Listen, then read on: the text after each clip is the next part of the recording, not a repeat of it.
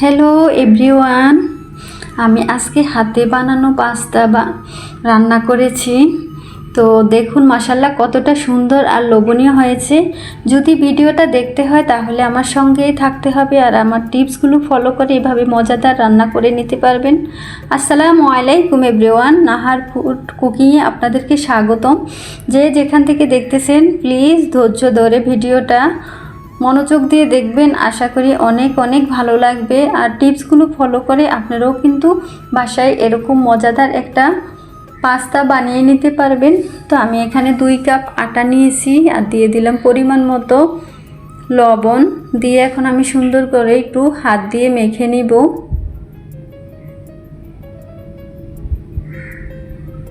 আর এখানে আমি কিন্তু অল্প অল্প করে কিন্তু পানি দিতেছি।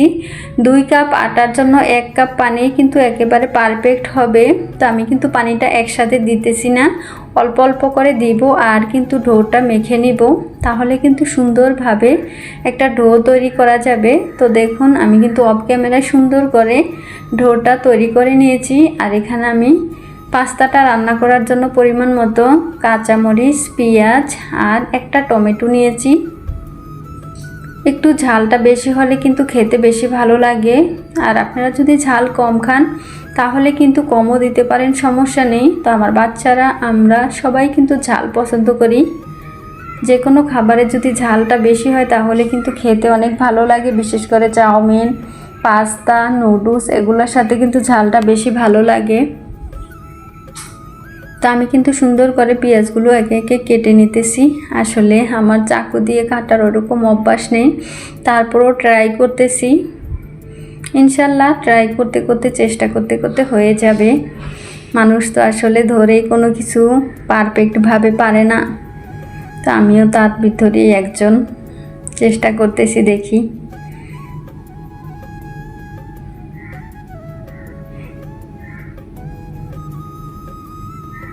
আপনারা যারা আমার ভিডিওর এ পর্যন্ত আছেন প্লিজ একটা লাইক দিয়ে কন্টিনিউ করবেন।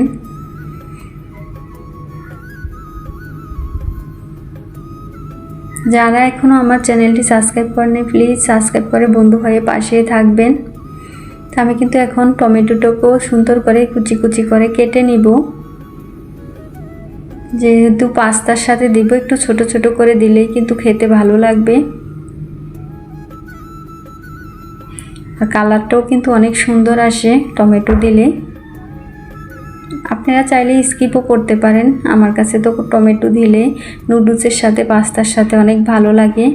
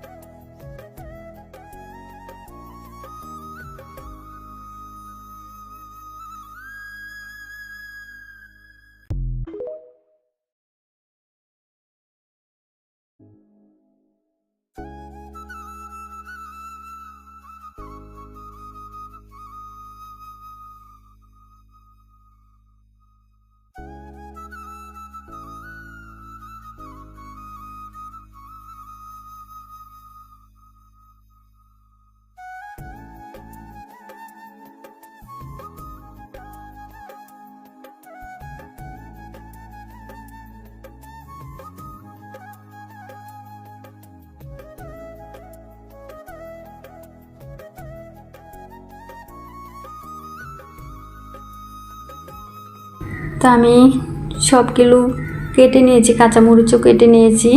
আর অফ ক্যামেরায় কিন্তু আমি চিকেনগুলো ছোট ছোট করে কুচি কুচি করে কেটে নিয়েছি। আজকে আমি শুধু চিকেন দিয়ে রান্না করব। তো আমি কিন্তু রেস্টে রেখে দিয়েছিলাম কিছুক্ষণের জন্য, প্রায় 10-15 মিনিট রেখেছি। 10-15 মিনিট যদি রেস্টে রাখা হয় তাহলে কিন্তু খুবই সুন্দর হবে। হাতে সময় থাকলে কিন্তু এই কাজটা সুন্দরভাবে করে নেবেন, তাহলে পাস্তাটা বানালে অনেক সুন্দর হবে, পারফেক্টভাবে বানিয়ে নিতে পারবেন। তো আমি এখন সুন্দর করে একটু আটা ছিটিয়ে দিলাম, দিয়ে এখন একটা রুটি বানিয়ে নিব। বেশি পাতলাও করা যাবে না আর বেশি ভারীও করা যাবে না।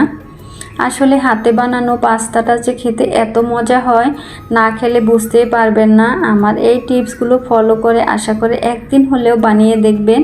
চিংড়ি মাছ, চিকেন, বিফ, ডিম সব কিছু দিয়ে কিন্তু রান্না করতে পারবেন, খেতে কিন্তু অনেক বেশি মজা হয়। আর খুবই অল্প সময়ের ভিতরে কিন্তু বানিয়ে নেওয়া যায়। তো আমি কিন্তু চিকন চিকন করে কাটবো। আমার হাতে যদি সময় থাকতো তাহলে কিন্তু আমি আরও চিকন করে কেটে নিতাম, তাহলে কিন্তু খেতে আরও বেশি ভালো লাগতো।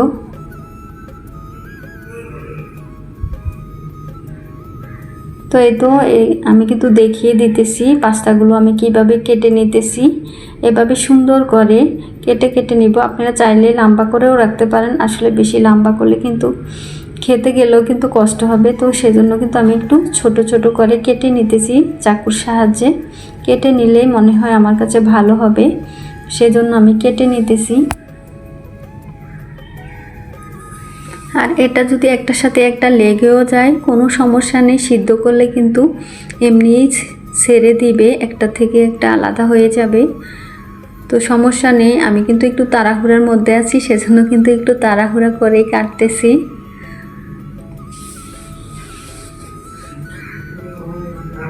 আমি আপনাদের বোঝার সুবিধার্থে কিন্তু অনেকগুলো বানিয়ে দেখিয়ে দিতেছি, যাতে আপনারা বাসায় এভাবে ঝটপট এই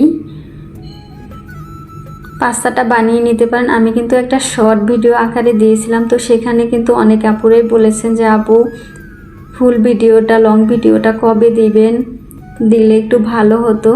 তো সেজন্য কিন্তু আজকে আমি দিয়ে দিলাম। তো সে আপুদেরকে জানাই অনেক অনেক ধন্যবাদ। আপুরা আজকে দেখে নেবেন, আশা করি ভালো লাগবে। তো আমি কিন্তু সবগুলো অফ ক্যামেরায় কেটে নিয়েছি। তো এখন আমি চুলায় কিন্তু পানি বসিয়ে দিয়েছি। পানিটা বলক আসলেই কিন্তু দিতে হবে, বলক না আসলে কিন্তু দেয়া যাবে না, তাহলে কিন্তু দলা পেকে যাওয়ার সম্ভাবনা থাকবে।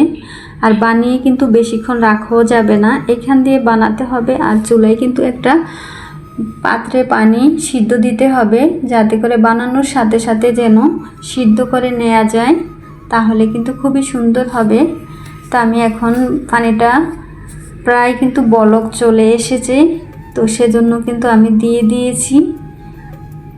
কোনো সমস্যা নেই, এই যে একটার সাথে একটা লেগে আছে না, এগুলো কিন্তু একদম ছেড়ে দিবে, একটা থেকে একটা আলাদা হয়ে যাবে। দিয়ে কিন্তু নাড়াচাড়া করে যাবে না, তাহলে কিন্তু দেখা যাবে নষ্ট হয়ে যাওয়ার সম্ভাবনা থাকবে। এটা কিন্তু খুবই সুন্দর করে একটু ধৈর্য ধরে কাজটা করে নিতে হবে। বিশ্বাস করবেন না, এই পাস্তাটা খেতে যে এত মজা হয়েছিল, আমার বাচ্চারা তো বলতেছে যে আম্মু প্রতিদিনই বানিয়ে দিও, এত বেশি মজা হয়েছিল। আর এটার সাথে কিন্তু আমি অনেকগুলো জিনিস দিব, সেগুলো দেখতে হলে আপনারা কিন্তু আমার পুরো ভিডিও জুড়ে থাকতে হবে, তাহলে টিপসগুলো ফলো করে কিন্তু সাধারণ জিনিসগুলো দিয়ে কিন্তু অসাধারণ একটা রেসিপি তৈরি করে নিতে পারবেন। দেখুন আমি কিন্তু কোনো নাড়াচাড়া করিনি, একটা থেকে একটা কিন্তু এমনিতেই আলাদা হয়ে গেছে, দেখছেন? বলেছি না যে কোনো টেনশন করার দরকার নেই, আলাদা হয়ে যাবে। তো একটা থেকে একটা কিন্তু একেবারে সুন্দরভাবে আলাদা হয়ে গেছে। তো আপনারা চেষ্টা করবেন একটু ছড়িয়ে রাখার, তাহলে কিন্তু বেশি সুন্দর হবে। আপনারা চাইলে কিন্তু একটু হলুদ দিয়েও সিদ্ধ করে নিতে পারেন। তো আমি হলুদটা দেব না আজকে, আমি এমনি সিদ্ধ করে নিব। 2-3টা বলক আসলেই কিন্তু নামিয়ে নিতে পারবেন। নামিয়ে কিন্তু অবশ্যই ঠান্ডা পানি দিয়ে সুন্দর করে ধুয়ে নিতে হবে। তো আমি বলক আসার জন্য অপেক্ষা করেছিলাম, এই তো বলক চলে এসেছে। তো 2 মিনিট আমি একটু সিদ্ধ করে নেব, যাতে ভিতরে কোনো কাঁচা ভাবটা না থাকে, সেজন্য একটু ভালো করে সিদ্ধ করে নিলে রান্না করলে কিন্তু খেতে অনেক ভালো লাগবে। তো এই তো আমি কিন্তু একটা প্লাস্টিক ঝাড়ে কিন্তু ঢেলে নিয়েছি। তো এখন আমি পানিটা ছেঁকে ঠান্ডা পানি দিয়ে সুন্দর করে ধুয়ে নিব। এই কাজটা কিন্তু অবশ্যই করবেন, তাহলে কিন্তু একেবারে ঝরঝরা হয়ে যাবে আর খেতেও কিন্তু ভালো লাগবে। দেখছেন অনেক সুন্দর ঝরঝরা হয়েছে। তো আমি এখন সুন্দর করে পানিটা ছেঁকে নিব।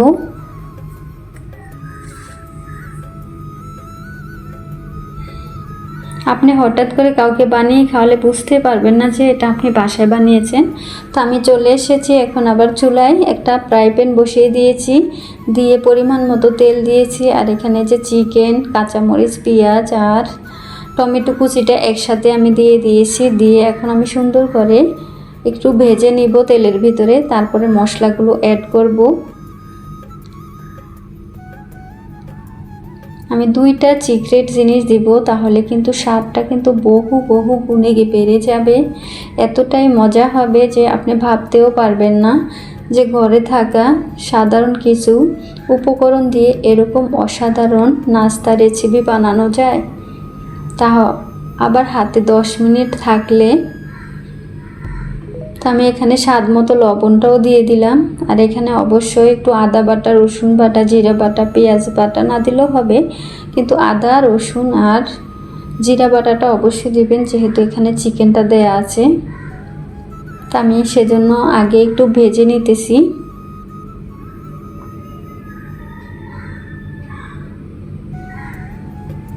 তো এই তো আমি পরিমাণ মতো আদা বাটা দিয়ে দিলাম।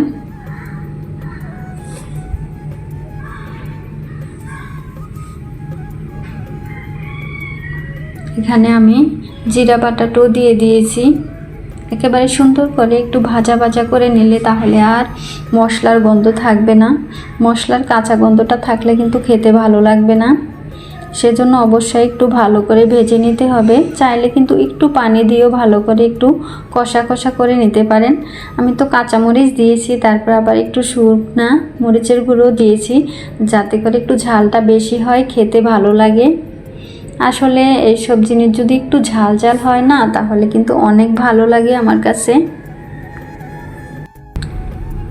আসলে আপুরা, আজকে আমার একটা ভুল হয়েছে, তার আপনারা খেয়াল করেছেন কিনা জানি না। আমার ভিডিও শ্যুটটা কিন্তু আজকে বেশি একটা সুন্দর হয় নাই, কারণ আমার স্ট্যান্ডটা একটু সমস্যা দেখা দিয়েছে। সেজন্য কিন্তু আমি হাত দিয়ে কিন্তু ভিডিওটা করতেছি। প্লিজ আপুরা, আপনারা ইগনোর করবেন, ক্ষমা সুন্দর দৃষ্টিতে দেখবেন। তো আমার কিন্তু মশলাটা সুন্দর করে কষিয়ে নিয়েছি, একেবারে কিন্তু ঝরঝরা আছে। দেখুন, আমি কিন্তু এখন পাস্তাগুলো দিয়ে দিয়েছি, দিয়ে এখন সুন্দর করে মশলার সাথে মিক্স করে নেব।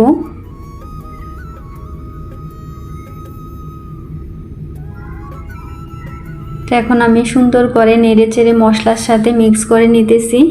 নিয়ে এখানে আর বাকি কি উপকরণগুলো দেব, সঙ্গেই থাকুন আর দেখতে থাকুন।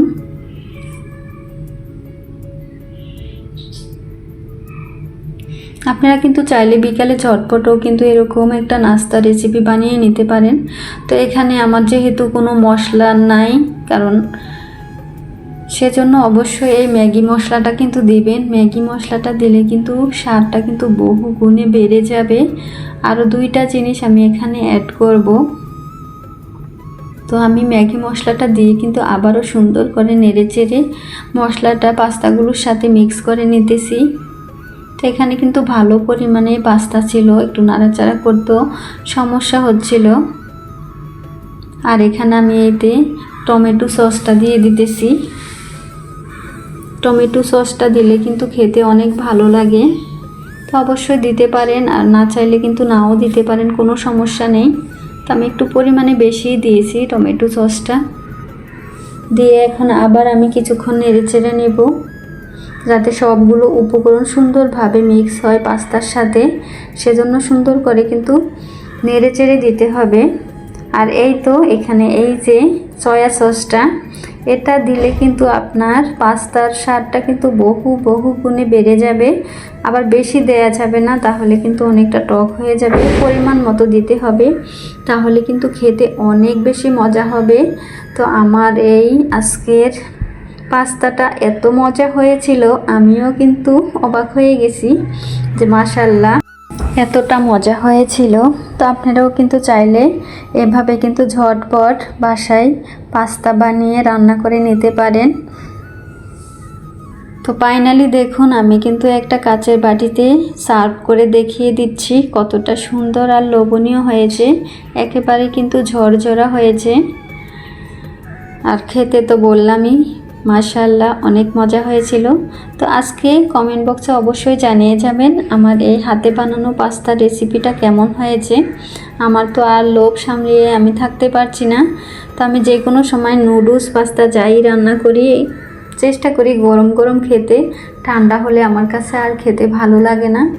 তো চুলা থেকে নামিয়ে না আমি একটু খেয়ে নেই, তারপরে কিন্তু আর খেতে পারি না, আমার ভালো লাগে না। তো চিকেনগুলো কিন্তু ছোট ছোট করে দেওয়ার কারণে প্রত্যেকটা চামচে কিন্তু চিকেন আছে। তো আমি তো খেয়ে নিতেছি আর আপনাদেরকেও লোভ লাগাচ্ছি।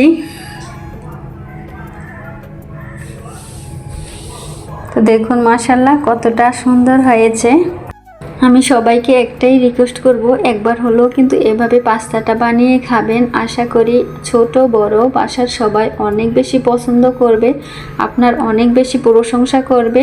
তো আজ এ পর্যন্তই। সবাই ভালো থাকবেন, সুস্থ থাকবেন, নিরাপদে থাকবেন, আমাদের জন্য দোয়া করবেন, আমরাও আপনাদের জন্য দোয়া করি। আল্লাহ তাআলা যেন সবাইকে সুস্থ রাখে। আবার দেখা হবে নতুন অন্য কোনো ভিডিওতে, অন্য কোনো রেসিপিতে। আল্লাহ হাফেজ, আসসালামু আলাইকুম।